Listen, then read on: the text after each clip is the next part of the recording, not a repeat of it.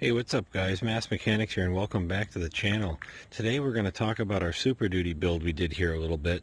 This is a 2004 with an 11-16 nose and bed on it. That was all repainted that we did right before we started the channel is when we built this. Now, the outside of this truck really came out great. I mean, the framework is good. Everything inside, underneath is painted really nice. Looks great. It's going to last. The body's got fresh paint, nice panels. There's zero rust anywhere on this thing. But that leads us on to the interior. And as you can see, it's dirty. It's filthy. The seats are all messed up. You got rips and tears everywhere. I mean, yeah, it's dirty from just use, but I mean, there's holes and rips. And the other issue is there's an extensive amount of staining. A lot of this was done before I even got the truck, when it had very low miles, like 40,000 miles when we got it, 45,000, something like that. And I mean, there's some burn holes in the seat here. The seat's got all sorts of oil staining, and it's just a mess. So to try to make the inside match the outside. I mean, then you got the old style dash. It used to have a trailer. The trailer brake used to be mounted here. As you can see, there's some big holes drilled in the dashboard from it. I don't know if you can even see them, but yeah, there they are. Big holes drilled in the dash. Crappy radio. The broken cup holder like usual. It does have the newer door panels. We put those in when we did our swap. But we have a jump seat here. Maybe upgrade that would be kind of nice. I do have the WeatherTech mats, thank God, because you can see how dirty it gets. The thing does need to be cleaned, but there's no reason to clean it if we're going to tear the whole thing apart anyways. So, just to show you guys how much damage is really here and why it's important to do this, the truck looks fantastic on the outside. Then when you open the door, it's just filthy dirty. So, I think it's time for us to upgrade the interior as well.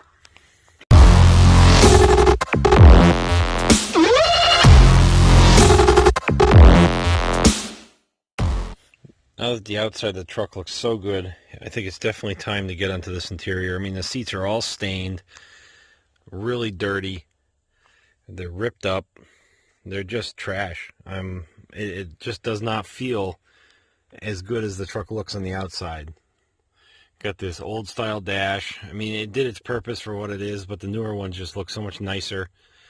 Definitely want to upgrade the radio. I do have a Bluetooth set up here, which does work fairly well for what it is. I mean, as you can see, the trailer brake just sits here and the wire hangs out of the dash. It's not even mounted or anything. It's just, this is the way it was. And it just lays under your feet, and you're supposed to keep it in your lap, I guess. But I'd like to mount that in the dash permanently where it looks good. I think it's definitely time to do some upgrade. The headliner's in great shape. The visor things are all good. There's no major mechanical issues in here. The biggest trouble is, as you can see, it has the integrated seat belt. And the fine seats that are upgraded in the newer trucks, most of them, extended cabs, have them mounted right up in here on the ceiling, or they have them into the door. But this door is not designed to handle the seat belt, and all. There's no holes for them or anything. It would take major fabrication. So we're going to have to address that by finding some seat covers. I think leather is probably the way we're going to go. I think that would be really nice, front and rear. That way everything matches good. Maybe change out for a nice upgraded console, and definitely do a dash swap. So it's going to be a bit of a project, probably be a few videos, because there's a lot to cover, and it does take quite a bit of time.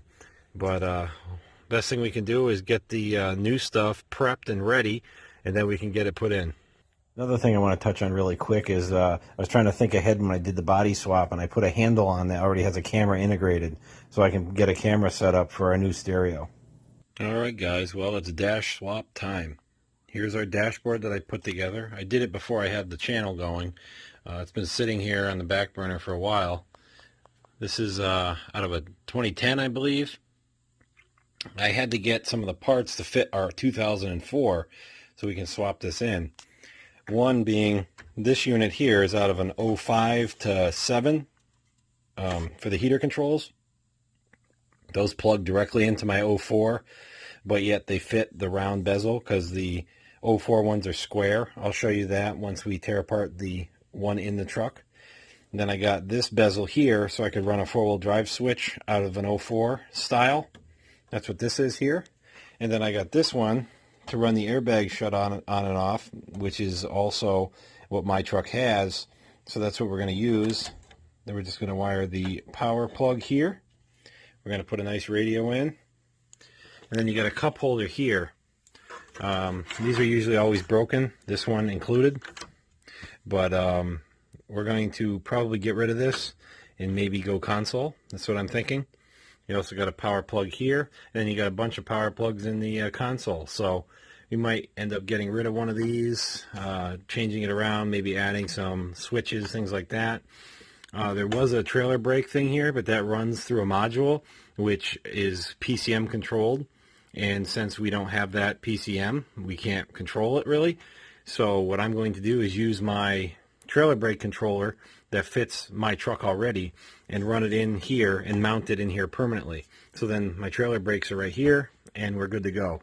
So we don't have to worry about it. I also considered cutting this out and adding some upfitter type switches here too, which would be nice. But overall, this dash is going to look really good in the truck. It's going to update it just like the body's already updated. This was actually tan. I did the vinyl dye process on it because I got this thing for a really great deal. We're going to use a McNasty kit to install it. I did their kit for the bracketry on my nose already, so we're going to use that kit on this dash too, because the brackets they had for the nose fit pretty well, and I was able to make it work really good. So hopefully we can have the same outcome with this. So let's keep moving along, and I'll show you the McNasty kit. Alright, so we got the box broken open here. Yeah, these are the guys right here we're using. They do a nice job, I've found so far. Hopefully we can work with them in the future for other projects. Here is your template you need to cut the bezel for the gauge cluster to fit your gauge cluster into the newer style dash. This is one of the key components right here, your heater box adapter, because the heater box is different from truck to truck, and this will fit your 99 to I think what, 07, and then this fits the new dash. Then you got a bunch of brackets and all this wrapping here. These look like this bracket here is for your gauge cluster, this little tiny one that's taped up. Then you got brackets for your PCM, your fuse panel to be mounted also under there.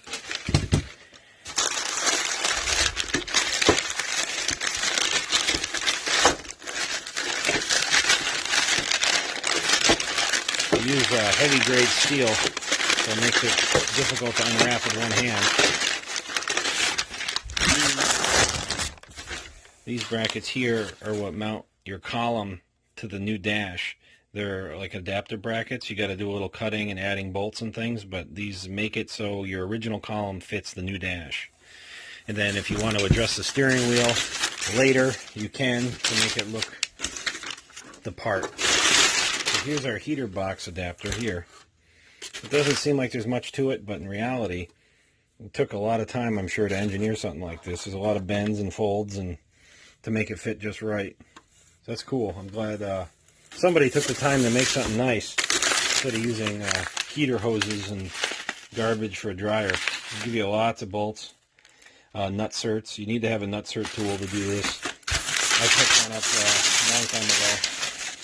And here are all the other panels, filler pieces, in case you want to run it. This one goes under the column, this one goes around the gauge cluster, and this goes in that little void that's right underneath the heater controls. So pretty straightforward kit. It should go pretty easy.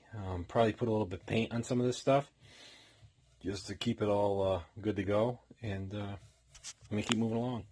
Well, here's one of the first pieces we have to fabricate on. This is our gauge cluster bezel. Now, to get it to fit with the old style cluster, there's a few little things you have to do, but their kit lays it out pretty good. As you can see, there's a template that I taped on, and then I drew the line. I'll straighten that out a little bit more with the when I actually make the cut. probably with this right here. But that's where you can see we got to cut it, and we got to drill a little hole here and a here, 3/16 to make the big bezel fit around it. And the bezel comes in the kit as well. So then once that's fitted, then we'll take it out, paint it, get it all ready to go, and then put it in for good. Well, now I showed you guys what this dashboard looks like when it was all set up, just to show what it was going to look like in the truck. But now this is all torn apart, because this is what it actually looks like when you put it in the truck. You get all the junk out of the way so you can fish your wires through, put all your bolts in you need to put all the parts in and to mount it into the truck and all that good stuff. Now to make this kit work, you can see right here, this is your bracket for your steering column. Now, the way they do it is these 4 studs here have to get cut off, and then the heads are these really thick, big heads here. So what I might do is try to hit them with the air chisel and see if they pop out. That would be cool. But to do that, I think I'm going to take this plastic off here just so we don't break it. Or even if I don't get it out with the air chisel, to get in here to cut this, it'd be a lot easier without this plastic here to hit. So I'm going to probably get that off, and I'll show you what the skeleton looks like without the plastic cover on. Also, these are the brackets that they use. I just put the hardware in that's going to be used in the right spots, so I don't have to go back and try to watch a video that he has of how he laid out his hardware, because it's his kit, so I'm going to follow what he says, you know. So as you can see, these are going to be mounted to this plate here, probably 1 and 2, I'm guessing, by the look of it. But I think we have to drill a few of these holes. So this hole I think is going to be one we use right here. This hole is going to, I believe, line up with this bolt on both sides. And then this hole here, we're going to have to drill. It will end up somewhere in this range. And then this will be for our column here and here. And that way everything will line up with our dash correctly. So let me get this plastic cover off, and I'll show you what it looks like underneath. Well, here we are, after taking out about 50 screws, it seems like. They're little 7mm. It's not a big deal. You just got to make sure you don't miss any, because you don't want to be yanking on anything, because this cover right here actually slides right up really easily once you get them all out. So if the thing's fighting you, you got a screw or 2 in there still, so keep looking. But now you can see why I took this off, because now you can get to the heads of these real easy in case we have to cut them off. And for the 10 minutes it takes to take the cover off, it's just easier. Plus, when you're flipping this thing around back and forth, you don't want to gouge the plastic all up on that cover there. There are 5 little bolts that go from the back side where you would not be able to put this cover on or take it off if it was mounted. If this part was mounted in the truck, you wouldn't be able to take this piece off. And they're this color here. They're gold, which is kind of neat. I'm not really sure why, but they're like brass or something. But yeah, they go in from the back side here. I can't even find the holes now that I'm looking. But yeah, this is the skeleton of a dashboard. And here's your air ducts. You can see that this is the front side of where that new heater panel that they give you lines right up to. And that's what blows out all your vents. So that piece is crucial, because if that doesn't line up, you won't have any heat coming out in any of your vents at all, because you got your defrost and then you got your normal vents here, and if that's not hooked up right, you're not going to have anything. So that would not be cool. So now that we got this off, we got to knock these bolts out or cut them off or whatever we got to do. Then we'll line up the pieces that they gave in the kit, drill it all out, get that all lined up, and then we'll get the skin back on and get it prepped and ready to go in the truck. Another quick thing I like to throw in too is that people might be wondering, oh wow, that thing looks like it's all rusty. But in reality, most car manufacturers on the inner dashboard structure like this, they don't paint them. They leave them raw like this.